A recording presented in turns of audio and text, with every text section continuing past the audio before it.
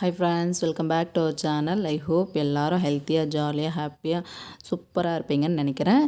So இன்றைக்கி நம்ம birthday celebration vlog தான் பார்க்க போகிறோம். யாருக்கு பர்த்டே அப்படின்னா கண்டிப்பாக அவங்களுக்கு தெரிஞ்சிருக்கும்னு நினைக்கிறேன்.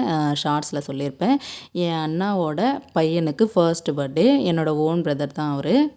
அந்த பர்த்டேக்காக அம்மா வந்து இன்வைட் பண்ணுறதுக்காக வெனஸ்டே அன்னைக்கு வந்திருந்தாங்க எங்கள் ஊருக்கு. எனக்காக மட்டும் இல்லை, எங்கள் ஊரில் நிறைய ரிலேட்டிவ்ஸ் வந்து இருக்காங்க. ஸோ எல்லாரையும் கூப்பிட்டு போகலாம், அதே மாதிரி என்னையும் கையோடு கூட்டிகிட்டு போகலாம் அப்படின்னு வந்து ஏர்லி மார்னிங் வந்து சீக்கிரமாகவே வந்துட்டாங்க. அப்படின்னா கிட்ஸும் சேர்த்து வந்து கூட்டிகிட்டு போகலாம் அப்படின்ட்டு வந்துட்டாங்க. பட் நான் வந்து கிட்ஸை வந்து ஸ்கூலுக்கு அனுப்பி விடணும், அவங்களுக்கு எக்ஸாம் இருக்குது அப்படின்னு வந்து சொல்லிட்டேன். அதனால் நான் மட்டும் வேணும்னா வரேன் அப்படின்னு வந்து சொன்னேன். அம்மா ஒத்துக்கவே இல்லை. சரி இருந்தாலும் சரி வேறு வழி இல்லையே அப்படின்னு வந்து கடைசியாக வந்து ஒத்துக்கிட்டாங்க அம்மா. சரி நானும் அம்மாவும் வந்து ஒரு 10 o'clock 11 o'clock இருக்கும்னு நினைக்கிறேன். அந்த டைம் பார்த்திங்களன்னா நாங்கள் இங்கேருந்து கிளம்பிட்டோம். ரீச் ஆனது வந்து 2 o'clock வந்து ரீச் ஆகிட்டோம் வீட்டுக்கு. ஸோ வீட்டுக்கு போனதுமே எல்லாருக்கூடயும் ஜாலியாக டைம் ஸ்பெண்ட் பண்ணிகிட்டு இருந்தேன். அதனால் வீடியோலாம் எதுவுமே அன்றைக்கி எடுக்கலை. அதுக்கப்புறம் கூட ஈவினிங் போல் இருந்து தான் வீடியோவே எடுக்க ஸ்டார்ட் பண்ணேன். ஏன்னா மார்னிங்லாம் வந்து நான், அக்கா, தங்கச்சி 3 பேருமே பையனுக்கு வந்து கிஃப்ட் வாங்கிட்டு வர போயிட்டோம். ஸோ அதனால் ஷாப்பிங்லாம் இருக்கிறதுனால மார்னிங்லாம் வந்து எதுவுமே வீடியோ எடுக்கல. அதுக்கப்புறம் சாரீக்கெல்லாம் வந்து அயர்ன் பண்ணிகிட்டு இருந்தேன். இந்த வேலைலாம் இருந்துச்சு. அப்புறம் டெக்கரேட்டிங் வேலைலாம் இருந்துச்சு. அதனால் மார்னிங் பார்த்திங்கன்னா எதுவுமே வீடியோ எடுக்கல. ஈவினிங்லேருந்து எல்லா வேலையும் முடிஞ்சதுக்கப்புறம் எப்படி செலிப்ரேட் பண்ணோம் அப்படின்னு ஈவினிங் வந்து எடுக்க ஸ்டார்ட் பண்ண வீடியோ. இந்த எல்லா டெக்கரேஷன்ஸுமே பார்த்திங்களானா எங்கள் வீட்டில் இருக்கிற எல்லாருமே வந்து அதில் வந்து டைம் ஸ்பெண்ட் பண்ணோம். ஏன்னா ஒருத்தர் இல்லை 2 பேரால் கண்டிப்பாக இவ்வளோ டெக்கரேஷன்ஸ் வந்து பண்ணவே முடியாது. அப்புறம் இந்த பலூன் இருக்குல்ல, அந்த பலூன் ஃபுல்லாக எங்கள் அண்ணா ஒய்ஃப் 2 பேரும் வந்து ஸ்பெண்ட் பண்ணி அந்த பலூன் டெக்கரேஷன் வந்து இப்படி தான் இருக்கணும் அப்படின்னு வந்து எங்கள் அண்ணா டிசைட் பண்ணி அவர் தான் வந்து எல்லாமே பண்ணார். ரொம்ப சூப்பராக வந்துச்சு அந்த பலூன் மட்டும். எனக்கு ரொம்ப பிடிச்சது என்ன அப்படின்னு கேட்டிங்களன்னா அந்த பலூன் டெக்கரேஷன் தான். ரொம்ப அழகாக ரெயின்போ டைப் வந்து இருந்துச்சு. பார்க்கவே அழகாக இருந்துச்சு. இப்போ நீங்கள் பார்த்துட்ருக்கீங்களே எங்கள் தங்கச்சியோட ஹஸ்பண்ட், தங்கச்சி. அதுக்கு முன்னாடி பார்த்தது என் தங்கச்சியோட பாப்பா. என் தங்கச்சியோட வளகாப்பு ஃபங்க்ஷன் வீடியோ கூட போட்டிருக்கேன். டிஸ்கிரிப்ஷனில் லிங்க் கொடுக்குறேன், வேணுன்றங்க பாருங்கள். ஐகான்லேயும் கொடுக்குறேன் மேலே. அந்த பாப்பாவுக்கு 3 months கிட்ட தான் ஆகுது. சீக்கிரமே அந்த பாப்பாவோட பர்த்டே வீடியோ கூட பார்க்கலாம்.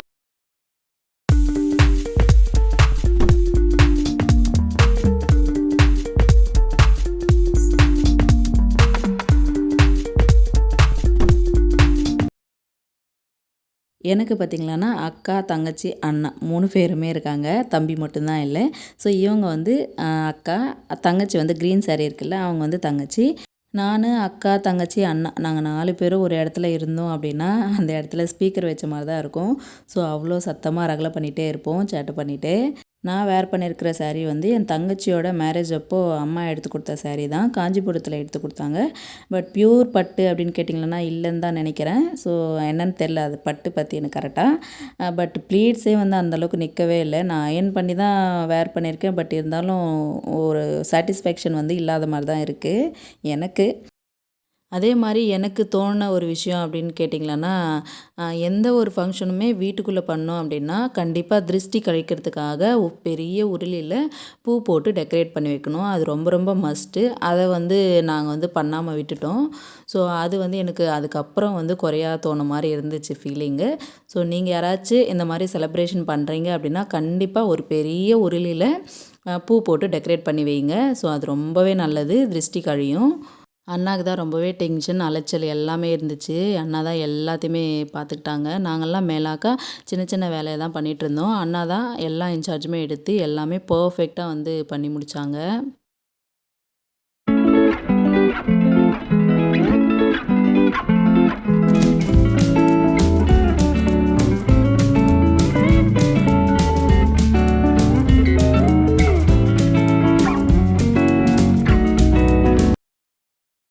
இப்போ நீங்கள் பார்த்தீங்களா 2 கேக்குமே நான், அண்ணா, தங்கச்சி 3 பேருமே போய் கேக் வந்து செலக்ட் பண்ணிட்டு வந்தோம். ஒன்று வந்து அந்த டெட்டி பேர் மாதிரி இருக்குல்ல, அது வந்து ப்ளூபெர்ரி ஐஸ் கேக்கு தான்.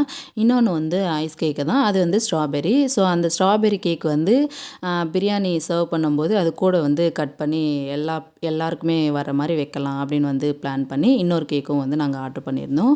ஸோ 2 கேக்குமே பார்த்திங்கன்னா காஸ்ட்டு கேக் 2மே சேர்த்து 4500 சம்திங் ஆச்சுன்னு நினைக்கிறேன். ஸோ அதனால் கேக்கே அவ்வளோ காஸ்ட் ஆகிடுச்சு. இந்த ஐஸ் கேக் பார்த்திங்கன்னா 1/2 hour பிஃபோராக தான் நாங்கள் வாங்கிட்டு வந்தோம். ஏன்னா முன்னாடியே வாங்கிட்டு வந்தால் மெல்ட் ஆகிடும் அப்படின்னு வந்து சொன்னாங்க. அதனால் கேக் கட் பண்ணுறதுக்கு 1/2 hour பிஃபோர் வந்து வாங்கிட்டு வந்து கேக் கட் பண்ண ஸ்டார்ட் பண்ணிட்டோம். 2 கேக்குமே பார்த்தீங்கன்னா, உண்மையாலுமே ரொம்ப சூப்பரா டேஸ்ட்டா இருந்துச்சு. அதுலயும் அந்த ப்ளூபெர்ரி டேஸ்ட் வந்து வேற லெவல் தான் இருந்துச்சு. கண்டிப்பா நீங்க கேக் ஏதாச்சும் வாங்குறீங்க அப்படின்னா, இந்த ப்ளூபெர்ரின்னு சொல்லி கேட்டு பாருங்க. அந்த டேஸ்ட் வந்து ரொம்பவே சூப்பரா இருக்கு. நாங்க வந்து கேக் ஷாப்புக்கு போனா, எந்த கேக் வந்து டேஸ்ட்டா இருக்கும் அப்படின்னு வந்து தெரியாது இல்லையா? வெறும் நேம் மட்டும் தான் இருக்கும். ஆல்ரெடி சாப்பிட்டு பார்த்துருந்தா மட்டும் தான், அந்த கேக் வந்து நல்லாயிருக்கு அப்படின்னு வந்து தெரியும் நமக்கு. ஸோ, அதனால என்னோட எக்ஸ்பீரியன்ஸ்ல இந்த ப்ளூபெர்ரி கேக் வந்து ரொம்பவே சூப்பரா இருந்துச்சு.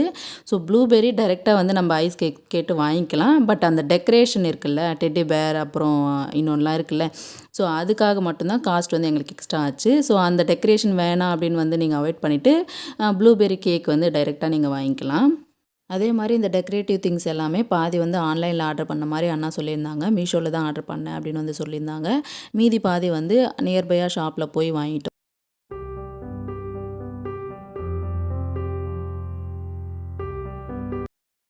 இந்த பர்த்டே பாய் இவ்வளோ கூட்டத்த பார்த்து அமைதியா சைலண்ட்டா வேடிக்கை மட்டும் பார்த்துட்டு இருந்தான். அவன்கிட்ட பிடிச்சதே எனக்கு இந்த ஒரு விஷயம் தான். யாருக்கிட்ட வேணும்னாலும் வருவான். அதே மாரி யார பார்த்தாலும் ரொம்ப அமைதியா ஷாக்கிங்கா வந்து பார்த்துட்ருப்பான். அது ரொம்ப பிடிக்கும் எனக்கு. பட் இப்போ ரீசென்ட் டேஸில யார்கிட்டயும் போக மாட்டேங்கிறான். அது ஒண்ணு மட்டும் மாத்திக்கிட்டான். மத்தபடி எவ்வளோ கூட்டம் வந்தாலும் சைலண்ட்டா பார்த்துட்ருப்பான். அவனுக்கு பசி, தூக்கம் இது எதுவுமே அவனுக்கு தெரிய மாட்டேங்குது. ஸோ அந்த அளவுக்கு சைலண்ட்டா வந்து வேடிக்கை பார்க்குறான். அது எனக்கு ரொம்ப பிடிச்சிருக்கு. க்யூட்டா இருக்கு அத பார்க்கும்போது. ஸோ அவன் வந்து சைலண்ட்டா இருந்துட்டு, லாஸ்ட்டா வந்து ஒரு இடத்துல வந்து ஓன்னு அழுதுட்டான். எந்த இடம்னு நீங்களே பாருங்க. இப்போ பர்த்டே பாய்க்கு கேக் வெட்டலாம். எல்லாரும் விஷ் பண்ணுங்க.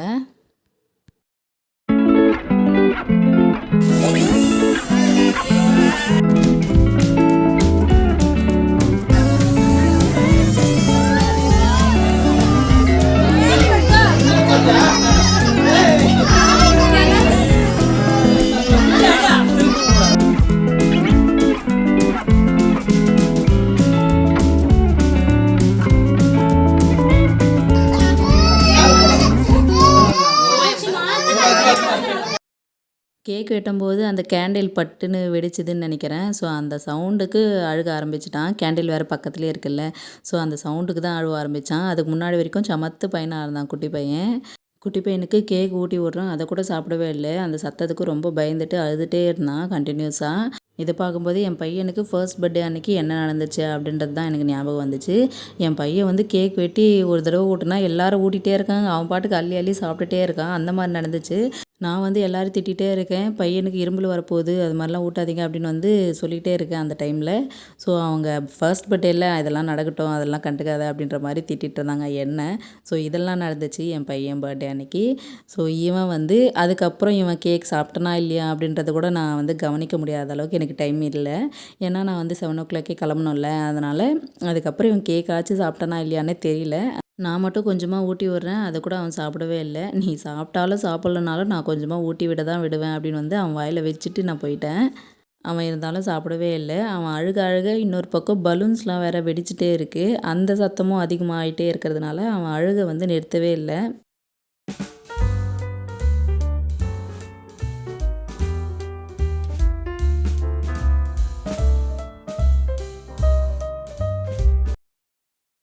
அவ்வளோதான் கேக் எல்லாம் கட் பண்ணி முடிச்சுட்டு, அப்புறம் எல்லாருக்கும் சர்வ் பண்ணோம் இல்லையா? அதனால அதுக்கு தகுந்த மாரி பிளேட்லாம் வந்து வாங்கிட்டு வந்து வச்சுருந்தாங்க. ஸோ அந்த பிளேட்ல கேக்கு, ஒரு டைரி மில்க், அதுக்கப்புறம் சாக்லேட், அப்புறம் மிக்சர்ன்னு நெனைக்கிறேன்.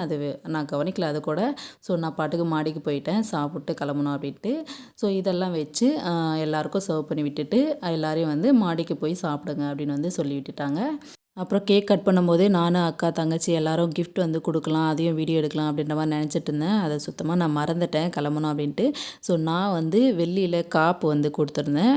அக்கா வந்து செயின் குடுத்துருந்தாங்க. தங்கச்சி வந்து ட்ரெஸ் வந்து எடுத்து குடுத்தா. அது கூட ஒரு கிஃப்ட் வந்து எடுத்து குடுத்தா.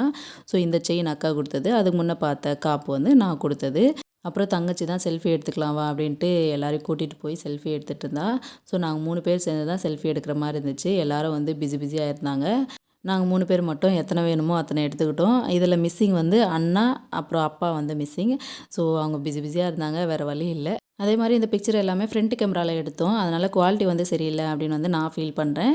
ஸோ இந்த வீடியோ உங்க எல்லாருக்கும் பிடிச்சிருக்கும்னு நம்புறேன். வீடியோ பிடிச்சிருந்துச்சு அப்படின்னா சப்ஸ்கிரைப் பண்ணிக்கோங்க, லைக் பண்ணிக்கோங்க. பாய்.